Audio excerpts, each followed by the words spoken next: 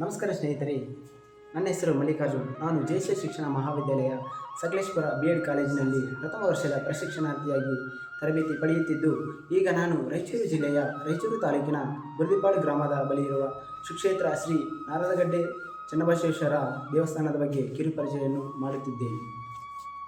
ನಮ್ಮ ಭಾರತದ ದೇಶದಲ್ಲಿ ಕರ್ನಾಟಕವೆಂಬ ಚೆಲುವ ಗಂಧದ ಗುಡಿ, ಚಂದದ ನಾಡಿನಲ್ಲಿ ರಾಯಚೂರು ಎಂಬ ಭತ್ತದ ಬನಸಿರಿಯಲ್ಲಿ ಸಸ್ಯಶ್ಯಾಮಲೆಯ ಬೀಡಾಗಿದೆ. ಇಂತಹ ಚಿನ್ನದ ಮುತ್ತಿನ ಮೂಗುತ್ತಿನಂತೆ ಶ್ರೀ ನಾರದಗಡ್ಡೆ ಎಂಬ ಪುಣ್ಯಸ್ಥಳವೂ ಇದೆ.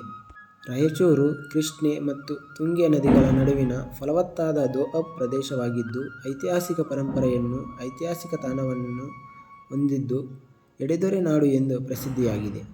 ಹರಿದಾಸರು, ರಾಮದಾಸರು, ಗೋಪಾಲದಾಸರು, ಜಗನ್ನಾಥರಂತಹ ಸಾಹಿತಿಗಳಿಂದ ಮತ್ತು 12ನೇ ಶತಮಾನದಲ್ಲಿ ಕೂಡಲ ಸಂಗಮದಿಂದ ಬಸವ ಕಲ್ಯಾಣದವರೆಗೆ ಸಂಚರಿಸಿದ ಶ್ರೀ ಬಸವೇಶ್ವರರು, ನಾರದಗಡ್ಡೆ ಚನ್ನಬಸವೇಶ್ವರರಾದಂತಹ ಶಿವಶರಣರಿಂದ ಪಾವನವಾದ ಭೂಮಿಯಾಗಿದೆ. ಹೀಗಾಗಿ ದಾಸಶರಣರ ನಾಡು ಎಂದು ರಾಯಚೂರನ್ನು ಕರೆಯಲಾಗುತ್ತದೆ. ಇಂತಹ ಒಂದು ಪುಣ್ಯಭೂಮಿಯಲ್ಲಿ ಕೃಷ್ಣವೇಣಿಯ ಮಡಿಲಿನಲ್ಲಿ ಕೃಷ್ಣೆಯ ಮುದ್ದು ಮೊಗದ ಮುತ್ತಿನ ಮೂಗುತಿನಂತಿರುವ ನಾರದಗಡ್ಡೆ ಎಂಬ ದ್ವೀಪವು ನಯನ ಮನೋಹರವಾಗಿದೆ.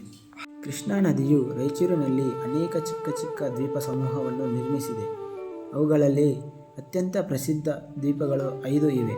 ಅವುಗಳೆಂದರೆ ರಾಮಗಡ್ಡೆ, ಕುರುಮಗಡ್ಡೆ, ನಾರದಗಡ್ಡೆ, ಶಿವದ್ವೀಪ ಮತ್ತು ಪ್ರಥಮ ದ್ವೀಪ. ಈ 5 ದ್ವೀಪಗಳು ಐತಿಹಾಸಿಕವಾಗಿ ಪವಿತ್ರ ತಾಣಗಳಾಗಿವೆ. ನಾರದಗಡ್ಡೆಯು ಕರ್ನಾಟಕದ ರಾಯಚೂರು ಜಿಲ್ಲೆಯ ರಾಯಚೂರು ತಾಲೂಕಿನ ಪೂರ್ವದ ಕೊನೆಯ ಭಾಗದಲ್ಲಿರುವ ಬುರ್ದಿಪಾಡು ಗ್ರಾಮಕ್ಕೆ ಹತ್ತಿರವಿರುವ ಒಂದು ದೊಡ್ಡ ನಡುಗಡ್ಡೆಯಾಗಿದೆ. ಇದು ರಾಯಚೂರು ಬಸ್ ನಿಲ್ದಾಣದಿಂದ ಸುಮಾರು 30 ಕಿಲೋಮೀಟರ್ ದೂರದಲ್ಲಿರುವ ಮತ್ತು ತೆಲಂಗಾಣ ರಾಜ್ಯದ ಮಾರ್ಗವಾಗಿ ಆಗಮಿಸುವ ಭಕ್ತರಿಗೆ ಗದ್ವಾಲ್ ಜೋಗುಲಾಂಬೆ ಜಿಲ್ಲೆಯ ಧರೂರ್ ಮಂಡಲದ ಮಾರ್ಗವಾಗಿ ನೆಟ್ಟಂಪಾಡು ಎಂಬ ಹಳ್ಳಿಯ ಹತ್ತಿರವಿರುವ ಅಂತರ್ರಾಜ್ಯ ನಡುಗಡ್ಡೆಯಾಗಿದೆ. ನಾರದಗಡ್ಡೆ ಎಂಬ ದ್ವೀಪವು ಐತಿಹಾಸಿಕ ಪುರಾತನ ದೇವಾಲಯವನ್ನು ಹೊಂದಿದ್ದು, ಪ್ರಕೃತಿಯ ಮಡಿಲಿನಲ್ಲಿ ಹಲವು ಜೀವಸಂಕುಲಗಳನ್ನು ಹೊಂದಿರುವ ಹಸಿರೇ ಉಸಿರು ಎಂಬಂತೆ ಗಿಡ, ಮರ, ಹೂವು, ಪ್ರಾಣಿ ಪಕ್ಷಿಗಳು, ನದಿ, ಸೊಬಗು ಹೀಗೆ ಎಲ್ಲ ಜೀವಿಗಳ ಸಂಕುಲವನ್ನು ಪರಿಸರದಲ್ಲಿ ನೋಡುವ ಸೊಬಗುಗಳಿಂದ ಪ್ರವಾಸಿಗರ ಕಣ್ಣಿಗೆ ಆಕರ್ಷಣೀಯವಾದ ತಾಣವಾಗಿದೆ. ಕೃಷ್ಣಾ ನದಿಯು ಪೂರ್ವ ಪಶ್ಚಿಮವಾಗಿ ತನ್ನ ಕವಲುಗಳಿಂದ ಈ ಗಡ್ಡೆಯನ್ನು ಸುತ್ತುವರೆದು ಮುಂದೆ ಪುನಃ ಸಂಗಮವಾಗಿ ವಿಶಾಲವಾದ ನದಿ ಪ್ರದೇಶವನ್ನು ಈ ದ್ವೀಪವು ಬಹಳಷ್ಟು ಪುರಾತನವಾದ ಒಂದು ಐತಿಹಾಸಿಕ ಪರಂಪರೆಯನ್ನು ಹೊಂದಿರುವ ದ್ವೀಪವಾಗಿದ್ದು, ನೋಡಲು ಮಾವಿನ ಎಲೆಯಂತೆ ಆಕಾರವನ್ನು ಹೊಂದಿದ್ದು 140 ಎಕರೆ ಭೂಮಿಯನ್ನು ಹೊಂದಿರುವ ಈ ನಡುಗಡ್ಡೆಯು ಸುಂದರವಾದ ಪ್ರಕೃತಿಯು ಭೂಮಿಯನ್ನೇ ಸ್ವರ್ಗವಾಗಿಸಿದೆ.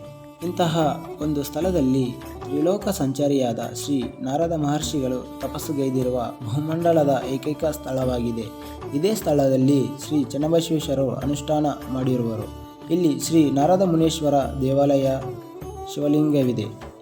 ಈ ನಾರದಗಡ್ಡೆಯಲ್ಲಿ ಗೋವುಗಳ ರಕ್ಷಣೆಗಾಗಿ ಗೋಶಾಲೆಯ ವ್ಯವಸ್ಥೆಯೂ ಮಾಡಲಾಗಿದೆ. ಅನ್ನದಾಸೋಹ.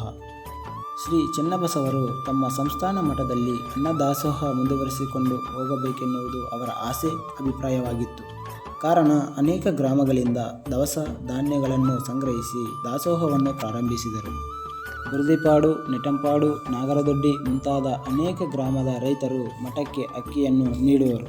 ಪ್ರತಿದಿನ ಅನ್ನ, ಸಾಂಬಾರ್, ಸಿಹಿ ಪದಾರ್ಥದ ಜೊತೆಗೆ ಈ ಗಡ್ಡೆಯ ಒಂದು ವಿಶೇಷವೇನೆಂದರೆ ಹುಣಸೆ ಚಟ್ನಿ. ಇದನ್ನು ಸ್ಥಳೀಯವಾಗಿ ಅರ್ಚಕರು ಮತ್ತು ಭಕ್ತರು ತಯಾರಿಸುತ್ತಾರೆ. ಹುಣಸೆ ಚಟ್ನಿ ಸವಿಯಲು ತುಂಬ ರುಚಿಕರವಾಗಿರುತ್ತದೆ. ಜಾತ್ರಾ ಮಹೋತ್ಸವ ಸಂದರ್ಭದಲ್ಲಿ ಬುರ್ದಿಪಾಡು, ಯಾಪಲದಿನ್ನಿ, ಚಂದ್ರಬಂಡ ವಲಯ ಶಿಕ್ಷಕರು ಮತ್ತು ಭಕ್ತರ ನೇತೃತ್ವದಲ್ಲಿ ಕಳೆದ 5-6 ವರ್ಷಗಳಿಂದ 3 ದಿನಗಳ ಅನ್ನದಾಸೋಹ ಕಾರ್ಯಕ್ರಮ ನಡೆಯುತ್ತಾ ಬರುತ್ತದೆ. ಸುಮಾರು 10 ಕ್ವಿಂಟಲ್ ಅನ್ನ, 2 ಕ್ವಿಂಟಲ್ ಸಿಹಿ ಪದಾರ್ಥಗಳನ್ನು ಭಕ್ತರಿಗೆ ಪ್ರಸಾದ ರೂಪದಲ್ಲಿ ವಿತರಿಸಲಾಗುತ್ತದೆ. ಈ ವಿಶೇಷ ಸೇವೆಯಲ್ಲಿ ಬುರ್ದಿಪಾಡು ಶಾಲೆಯ ವಿದ್ಯಾರ್ಥಿಗಳು ಸ್ವಯಂ ಸೇವಕರಾಗಿ ಕೆಲಸ ಕಾರ್ಯನಿರ್ವಹಿಸುತ್ತಾರೆ. ಜಾತ್ರೆ ಮತ್ತು ಮಹಾರಥೋತ್ಸವ. ಈ ದೇವಸ್ಥಾನವು ರಾಯಚೂರು ಜಿಲ್ಲೆಯ ಮತ್ತು ತೆಲಂಗಾಣ ರಾಜ್ಯದ ಮೆಹಬೂಬ್ ನಗರ ಜಿಲ್ಲೆಯ ಗಡಿಯಲ್ಲಿರುವುದರಿಂದ ಈ ಭಾಗದ ಜನರ ಅತಿದೊಡ್ಡ ಜಾತ್ರೆಯಾಗಿದೆ. ಕರ್ನಾಟಕವಲ್ಲದೆ ತೆಲಂಗಾಣ, ಆಂಧ್ರಪ್ರದೇಶ, ಮಹಾರಾಷ್ಟ್ರ ರಾಜ್ಯಗಳಿಂದ ಲಕ್ಷಾಂತರ ಭಕ್ತರು ಈ ಜಾತ್ರೆಯ ಮಹಾರಥೋತ್ಸವದಲ್ಲಿ ಪಾಲ್ಗೊಂಡು ಶ್ರೀ ಶ್ರೀ ಶ್ರೀ ವೈರಾಗ್ಯ ಚನ್ನಬಸವೇಶ್ವರರ ಕೃಪೆಗೆ ಪಾತ್ರರಾಗುತ್ತಾರೆ.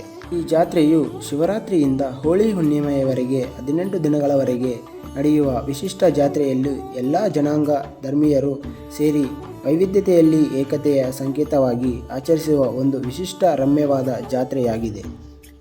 ಈ ಮಹಾರಥೋತ್ಸವಕ್ಕೆ ದೋಣಿಗಳ ಮುಖಾಂತರ ನಾರದಗಡ್ಡೆಗೆ ಪ್ರವೇಶಿಸಲಾಗುತ್ತದೆ.